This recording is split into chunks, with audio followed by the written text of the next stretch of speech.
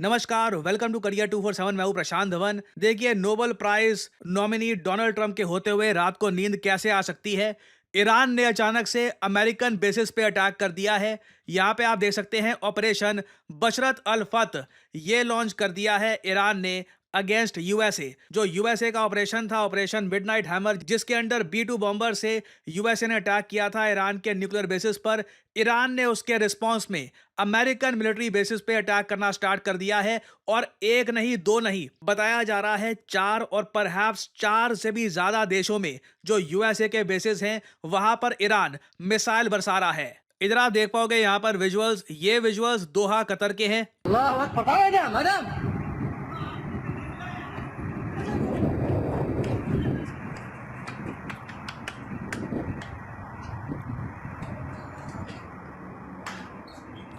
ये ऊपर Iranian missiles हैं, ये जा रहे हैं अमेरिकन मिलिट्री बेसिस की तरफ। नाउ ये भी दिख रहा है कि कई ईरानियन मिसाइल्स को रास्ते में ही यूएसए के मिसाइल डिफेंस सिस्टम्स इंटरसेप्ट कर रहे हैं। अभी तक जब मैं वीडियो रिकॉर्ड कर रहा हूँ, अगेन यहाँ पे आपको देखना होगा, मैं इस वीडियो में इस अटैक की जो जियोपॉलिटिकल इंपॉर्टेंस है ये कवर करूंगा। जो इस अटैक में कितने अमेरिकन सोल्जर मारे गए, नहीं मारे गए, मिसाइल कहां पर लगे हैं, इसकी डिटेल मोस्ट प्रॉब्ली सुबह या फिर कल दोपहर तक प्रॉपर्ली सामने आएगी, क्योंकि ईरान ने कई देशों पे अटैक किया है। अभी आपको मैप पे दिखाऊंगा। This is a humongous attack. Iran, मैं कहूंगा, एक बहुत बड़ा रिस्क उठा रहा है। अगर न्यूज आ गई कि 20 से 30 के आसपास अमेरिकन सोल्जर्स कहीं पर मर गए, एक जगह मिसाइल डिफेंस सिस्टम ने काम नहीं किया, उसके बाद आप जानते हैं, मैं जानता हूं, यूएस तेहरान का क्या हाल करेगा। और अचानक से आप देखोगे यूएसए के वो एलाइज जो अभी तक थोड़े से झिझक रहे हैं ईरान में खुद को इन्वॉल्व करने से, वो भी नेटो के आर्टिकल 5 के अंडर यहाँ पे इन्वॉल्व हो जाएंगे। फॉर एग्जाम्पल, रिसेंटली हमने देखा कि यूके ने कहा है कि ये यूएसए का सपोर्ट करते हैं, मगर यूएसए का मेथड गलत है। जो ये तरीका है कि सीधा बॉम्बर भेज देना, ऐसे अटैक कर देना, उस मेथड का ये समर्थन करते नहीं है। अगर आज रात न्यूज आ जाती है कि जो ये ईरान अटैक कर रहा है उसमें यूएस सोल्जर्स मारे गए, then entire NATO might get active. उस केस में फ्रांस, यूके, यूएस सबको कॉल ऑफ एक्शन देगा कि कम ऑन, अब टाइम आ गया है ईरान पर एक डिसाइसिव अटैक करने का। और अगर वैसे आप लोगों का सवाल ये है, अच्छा ठीक है, एशिया में अगर हम देखें तो ईरान ये रहा। ईरान अभी क्या कर रहा है कि मिडल ईस्ट, मतलब कि ये यहाँ पर जो देश है ना, कुवैत, कतर, उसके अलावा बहरीन भी बताया जा रहा है। अभी जो पूरी लिस्ट है कि किन किन देशों में जो यूएसए के मिलिट्री बेसिस है वहां पे अटैक किया था, उसकी कंप्लीट लिस्ट आज रात को आएगी। बट अभी के लिए तो बताया जा रहा है कि 4 से 5 देशों को तो अटैक किया है ईरान ने। इसमें कतर है, इसमें कुवैत है, बहरीन है, और उसके अलावा इराक है। सऊदी अरेबिया में जो यूएसए के बेसिस है उसको ईरान ने अभी तक अटैक किया है या नहीं किया पता नहीं, बट कतर ने सबसे पहले स्टेटमेंट दी है कि हमारी सॉवरेनिटी वॉयलेट की गई है, हम इसका जवाब बिल्कुल देंगे ईरान को। तो ऑब्वियसली यहाँ पे आपके माइंड में एक सवाल ये आएगा, यूएसए ने तो जो B-2 बॉम्बर है ये पूरा अटलांटिक ओशन पार करके, अफ्रीकन कॉन्टिनेंट पार करके ये ईरान में घुस गए थे, और ये ईरान की जो न्यूक्लियर साइट्स है वहां पर बंकर बस्टर बॉम्ब ये ड्रॉप करके आ गए। तो ईरान सीधा मेनलैंड यूएसए को अटैक क्यों नहीं करता? जो यूएसए के मिलिट्री बेसिस है यहाँ पर, उन पे अटैक क्यों कर रहा है? इसका आंसर बहुत ही सिंपल है। ईरान को अगर मान लीजिए यूएसए पे अटैक करना है तो इनको एक इंटर कॉन्टिनेंटल ICBM मिसाइल चाहिए होगा, इंटर कॉन्टिनेंटल बैलिस्टिक मिसाइल, जिसकी रेंज 10 से लेकर 12,000 किलोमीटर हो, तो जाकर ईरान प्रिसिशन से यूएसए पे कुछ डैमेज कर पाएगा। और ईरान के पास अभी के लिए जो सबसे ताकतवर, सबसे लॉन्ग रेंज मिसाइल है, उसकी रेंज 2000 से लेकर 2500 किलोमीटर के आसपास है। मैं यहाँ पे बात कर रहा हूँ सेजल मिसाइल की। ये एक सॉलिड फ्यूल मिसाइल है, 2024 से ईरान इसको यूज कर रहा है। और ये मिसाइल आप कह सकते हैं कि इजराइल और यूएस की जो कुछ वॉरशिप्स हैं उनको हिट कर सकता है। बट कहीं से भी ईरान के पास कोई साधन नहीं है कि मेनलैंड यूएस को हिट कर पाए। हाँ, एक काम ईरान कर सकता है, जो इनके स्लीपर सेल अगर कोई है यूएसए में, उनको वो एक्टिवेट कर सकता है। तो वो आतंकवाद वगैरह करके हो सकता है कि कुछ यहाँ पे अटैक कर दे यूएसए में। उसके बारे में काफ़ी रिपोर्ट्स पब्लिश हो रही है। बट ईरान के पास अभी के लिए रिटेलिएट करने का एक ही रास्ता है कि जो यूएसए के मिलिट्री बेसिस है इनको अटैक करे। अब कितने यूएस के मिलिट्री बेसिस है मिडिल ईस्ट में, ये मैं आपको बताता हूँ ना। अब यहाँ पे आप लोग देख पाओगे ये ईरान है, और जो ये वाला आपको दिख रहा है सिंबल, ये एक एयरबेस का है। जो ये ट्रक वाला यहाँ पे आपको सिंबल दिख रहा है, ये आर्मी का बेस है। और जो यहाँ पर नेवल बेस है इसका सिंबल ये है। तो यूएस वेरियस टाइप के बेसेस बनाकर बैठा है ईरान के आसपास। वैसे कहते हैं जो मेन कॉम्प्रहेंसिव बेसिस हैं वो 8 से 9 हैं, मगर बहुत सारे कैंप्स हैं इनके। वहाँ पर 2000 सोल्जर, 3000 सोल्जर्स। यूएसए ने आप कह लीजिए प्रॉपर प्रेपरेशन कर रखी है ईरान पे एक बड़े अटैक की। यूएस चाहे ना आज के आज अगर, तो लिटरली पूरे ईरान को डिस्ट्रॉय कर सकता है। It is that powerful. और ईरान अगर मान लीजिए सारे यूएस बेसिस पे अटैक करना स्टार्ट कर देता है ना, तो इसमें भारत के इंटरेस्ट भी हर्ट होने स्टार्ट हो जाएंगे। अब यहाँ पे आप कहोगे मगर हम लोग कैसे इन्वॉल्व हो गए?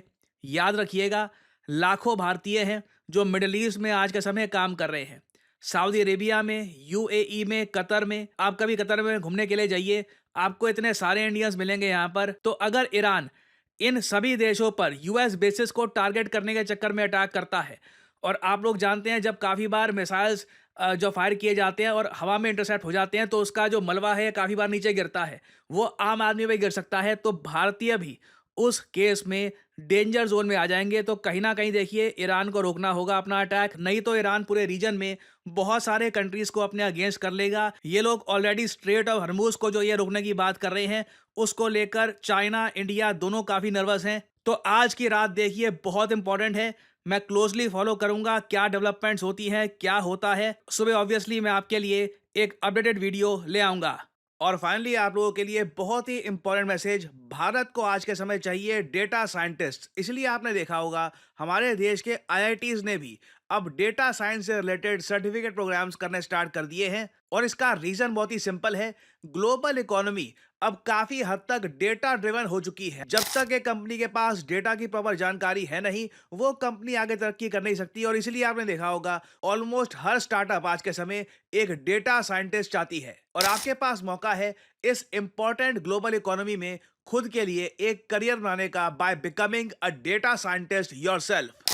एज ए डेटा साइंटिस्ट पूरी दुनिया के दरवाजे आपके लिए खुले हैं। आप ICICI bank, American Express, Accenture, किसी भी कंपनी में काम कर सकते हैं, क्योंकि फ्रैंकली डेटा साइंटिस्ट की आवश्यकता हर जगह आपको मिलेगी। और करियर 247 आपके लिए लेके आया है हमारा flagship data science and machine learning with generative AI course. हमने स्पेसिफिकली यहाँ पर जनरेटिव एआई को डाला है क्योंकि आज के समय बिना जनरेटिव एआई के डेटा साइंस और मशीन लर्निंग में आपको महारत नहीं मिल सकती। और इसलिए हमारा ऑनलाइन कोर्स चलेगा 6 महीने तक। यहाँ पर 260 आवर्स है लाइव क्लासेस की। यूजुअली देखिए क्या होता है, ज़्यादातर जो भी कोर्सेज ऑनलाइन है आज के समय, क्योंकि डेटा साइंस का कोर्स गूगल दे रहा है, हार्वर्ड दे रहा है, ज़्यादातर आपको मिलेगी प्री रिकॉर्डेड क्लासेस और उनकी भी क्वालिटी इतनी अच्छी नहीं होती। वेयरएज़ जब आपको लाइव क्लास मिलती है, आप खुद ओपनली टीचर से बात कर सकते हैं एक वेबकैम या फिर एक माइक्रोफोन के जरिए। आप उसी वक्त सवाल पूछ पाओगे कि सिलेबस में ये टॉपिक कब पढ़ाया जाएगा, आपको कौन कौन से टूल सीखने की आवश्यकता है, पांडास, Amazon वेब सर्विस,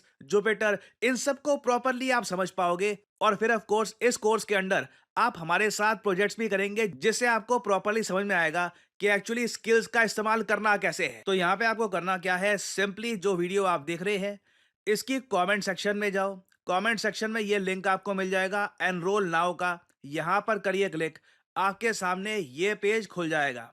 यहाँ पर सिर्फ अपना नाम, ईमेल आईडी, नंबर, ये सब डालिए। जो डिस्काउंट कोड है ऑब्वियसली ये डालिएगा PD10, क्योंकि अगर आप PD10 डालते हैं तो आपको एक सिग्निफिकेंट डिस्काउंट मिलेगा, जिससे आप अपना हार्ड अर्न मनी बचा पाएंगे। That's it. आपको यहाँ पर कर देना है अप्लाई। उसके बाद करियर 247 के कंसल्टेंट आपको कॉल करेंगे।